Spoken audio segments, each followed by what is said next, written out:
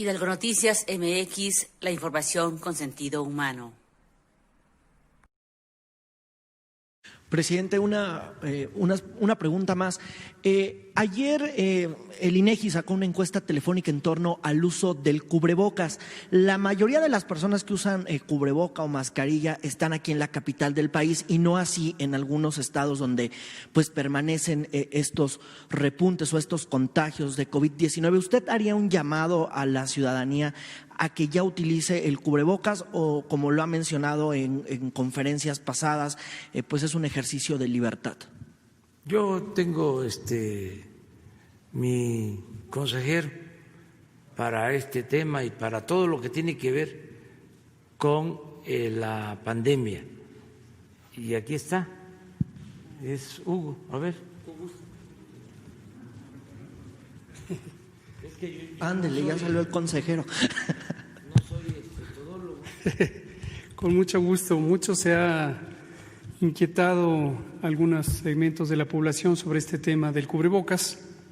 La imagen que está en pantalla es la más reciente declaración del director general de la Organización Mundial de la Salud, el doctor Tedros Ghebreyesus. Y esto que está en el texto es la postura que ha tenido el Gobierno de México y es la que le hemos recomendado al presidente a lo largo de la pandemia. Periódicamente revisamos la información científica en torno al tema de cubrebocas y en un resumen podemos decir lo siguiente, que lo hemos dicho muchas veces, pero con mucho gusto lo volvemos a comentar. El cubrebocas es un dispositivo mecánico, es un fragmento de tela o cualquier otro material textil que fue diseñado hace muchos años para impedir el traslado de partículas líquidas potencialmente cargadas de algún agente infeccioso desde la boca y la nariz de alguien hacia el campo quirúrgico. Ese es su uso original. Cuando un cirujano o cirujana está operando, el campo quirúrgico es el espacio del cuerpo humano de la persona enferma que generalmente es un espacio libre de agentes infecciosos. Entonces, el equipo quirúrgico, la cirujana y demás miembros del equipo utilizan el cubrebocas para evitar al respirar, quizá al estornudar, si es que tuvieran un acceso de estornudo, contaminar el interior de una persona. Ese es su uso más conocido. En el resto de la atención de la salud se usa en muchísimas instancias el tener un cubrebocas, con el propósito de evitar que de una persona que utilice el cubrebocas se propaguen agentes infecciosos por esta vía. Cuando el cubrebocas se considera como un elemento que podría ayudar a interferir con la transmisión de estos agentes infecciosos, cualquiera que este sea, en este caso desde luego hablamos del COVID o del virus que lo causa, el virus SARS-CoV-2, se pensaría, y es lógico pensar, que si las personas que tienen al virus durante un periodo lo usan, van a impedir el paso del virus a través de las partículas líquidas, gotas, gotículas, aerosoles, a otras personas. Eso tiene poca discusión, no hay controversia. Es un elemento que puede ser de gran utilidad.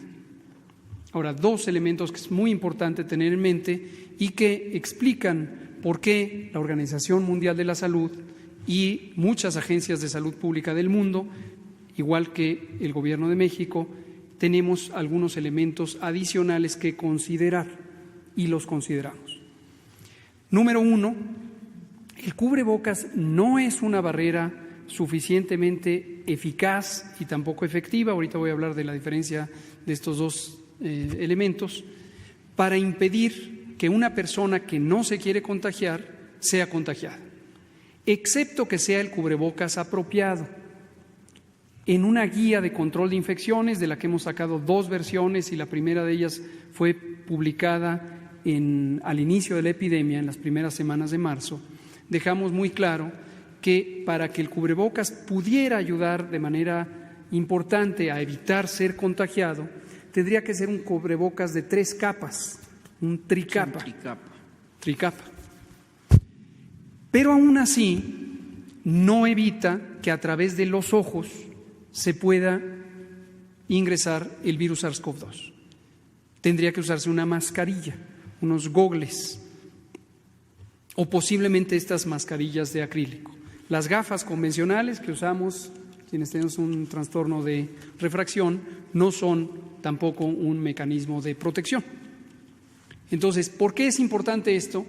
Porque la falsa sensación de seguridad, le llamamos falsa cuando no corresponde con la realidad de protección, podría tener como consecuencia que personas se confiaran en este aspecto y dejaran de ser cuidadosas y cuidadosos de los demás mecanismos de protección.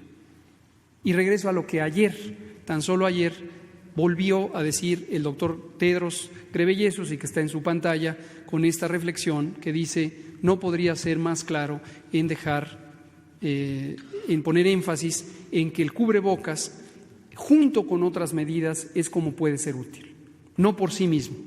Pero en una sola palabra. Déjenme nomás decirle la última. ¿Mande usted? Sí, lo ha estado diciendo periódicamente, El otro elemento, y lo dijo ayer, este tuit efectivamente es de fechas previas, lo volvió a decir ayer, lo ha dicho muchas veces, lo hemos dicho nosotros. Entonces, no hay ninguna resistencia al cubrebocas. Es muy importante que en la conciencia del público no se confunda como si hubiera bandos, los favorecedores del cubrebocas, los enemigos del cubrebocas. Nos hacía un poco nos daba curiosidad hace unas pocas semanas un periódico de circulación nacional que ponía fotos de mandatarias y mandatarios del mundo y parecía compararlos en términos de una medida, desde luego una vez más mal utilizada, sobre el número de personas fallecidas en cada país, sin considerar el tamaño poblacional y todo lo que hemos dicho, y los ponía como si fueran dos bandos, como si el cubrebocas fuera una bandera. Pensarlo así es una distracción, es una confusión, no se trata de bandos.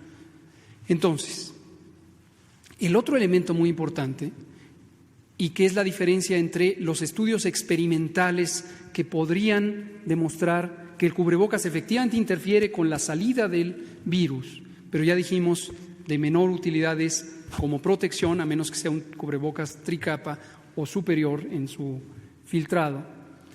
El otro elemento es cómo se usa. No es lo mismo tener un equipo quirúrgico, un grupo humano que ha sido entrenado desde que estudia medicina o enfermería u otras profesiones de la salud para usarlo, y entonces en el entrenamiento uno se forma para estar consciente que durante un periodo de tiempo debe cuidar el cubrebocas, no se debe tocar la cara, no lo debe mover. Y una cirugía, por larga que sea, en promedio duran 2 horas. Hay cirugías muy largas, por supuesto, pero 2 horas, 3 horas quizá. Durante ese tiempo, el equipo quirúrgico sabe que no se puede tocar la cara. Y aún así a veces ocurren accidentes. Y entonces el cirujano está operando y de repente se tocó la cara, y parte del equipo quirúrgico vigila si ocurre un accidente como ese y le dice: doctora, se tocó la cara, doctor, tiene que cambiarse de guantes. Y ocurre, esto es algo que sabemos que ocurre.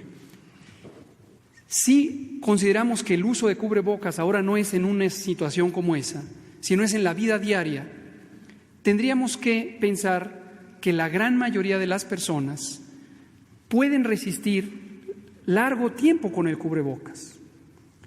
Y es muy poco probable que eso ocurra, porque el cubrebocas usado en la vida diaria nos va a llevar, ustedes lo pueden ver, salgan a la calle y véanlo, a que nos cansemos de él, nos pica, nos da comezón, nos arde, nos acalora, y al rato lo traemos de gargantilla, lo traemos de sombrero, nos lo quitamos, está colgando de una oreja, lo tocamos, y eso ya es inadecuado y le quita su utilidad o le resta significativamente su utilidad. Entonces, por eso, en concreto, la recomendación que damos, la repetimos nuevamente, es: el cubrebocas es un auxiliar, es un complemento, junto con la sana distancia, lavarse las manos, quedarse en casa si tienen síntomas, proteger el estornudo. Por ejemplo, no por tener cubrebocas puede usar las manos para proteger el estornudo o no usar nada. Con cubrebocas, achú, protejo mi estornudo. Y por eso la recomendación es usarlo en los espacios cerrados donde no puedo hacer eso. El transporte público, salones muy pequeños, etcétera. Así como estoy, como está el presidente hace un ratito, como estamos en este foro de las mañaneras o las sesiones vespertinas, la contribución que pudiéramos hacer a los contagios es significativamente pequeña. Entonces el gobierno federal nunca lo va a convertir en una obligación, aunque los gobiernos estatales lo hagan. Esto que dice, y si me permite un minuto más, presidente, esto es también muy importante. Gracias por preguntarlo. Lo hemos dicho también muchas veces. Cuando el gobierno mexicano diseñó las intervenciones de prevención y control, usando los principios generales del control de infecciones, la literatura científica más actualizada y también relevante del momento y que todos los días la revisamos, decidimos tomar que el sujeto de la acción no sean las personas, no sean las personas. ¿Por qué razón? Porque si el sujeto de la acción son las personas en lo individual, entonces tendríamos que ejercer coerción, que puede ser desde una acción administrativa, multar a una persona, arrestar a una persona. Esas son escenas que hemos visto en el mundo y que hemos visto en el país. Y consideramos desde el inicio, y así está formalmente asentado en el acuerdo del secretario de Salud el 31 de mayo, establecimos, tenemos que tener un cuidado especial de los derechos humanos. Por cierto, la Comisión Interamericana de los Derechos Humanos recientemente adoptó una resolución enfática sobre la protección de los derechos humanos de las personas que padecen COVID-19. Entonces, es muy peligroso en un contexto de ansiedad social, legítima, natural, esperable, que se focalice en la persona, la acción extraordinaria de salubridad general. A diferencia de eso, el gobierno mexicano decidió que no fueran las personas, sino las circunstancias que hacen que las personas tengan que, en el caso de la jornada de sana distancia, salir al espacio público. ¿Cuáles son esas circunstancias? Trabajo, escuela y, en general, vida pública. Y recordarán que eso lo dijimos una y otra vez y sigue siendo el planteamiento. Si suspendemos temporalmente trabajo, si suspendemos temporalmente escuelas como siguen suspendidas, si se suspenden los espacios públicos, entonces no necesitamos ejercer coerción sobre las personas. Pero con las personas, con el conjunto de la sociedad, sí podemos utilizar la persuasión, el convencimiento. Y por eso hemos agradecido múltiples veces y felicitado al pueblo de México, porque está demostrado con evidencia que hemos logrado reducciones de la movilidad pública semejantes a las que lograron otros países, incluyendo los países europeos, que sí ejercieron la coerción del Estado. Y es simplemente porque las personas, por convencimiento, y esperamos que en parte por tener información y no desinformación, se persuadieron de protegerse a sí mismas y proteger a su comunidad. Entonces, el cubrebocas, insisto, no tenemos nada en contra del cubrebocas, la evidencia científica muestra que puede ser un auxiliar, pero si se vuelve el enfoque principal, el centro de la acción, entonces ocurre, como lo hemos visto, no es una especulación, ha ocurrido, ustedes lo saben, que entonces la acción gubernamental se focaliza sobre el presunto culpable, que es la persona que no trae el cubrebocas. Por esa razón. Entonces no se convertirá en obligatorio, es una sugerencia, pero ustedes Así nunca es. lo van a obligar. Se recomienda, sí, lo podemos recomendar con mucho gusto para todas aquellas personas que están inquietas de que no hemos hecho la recomendación.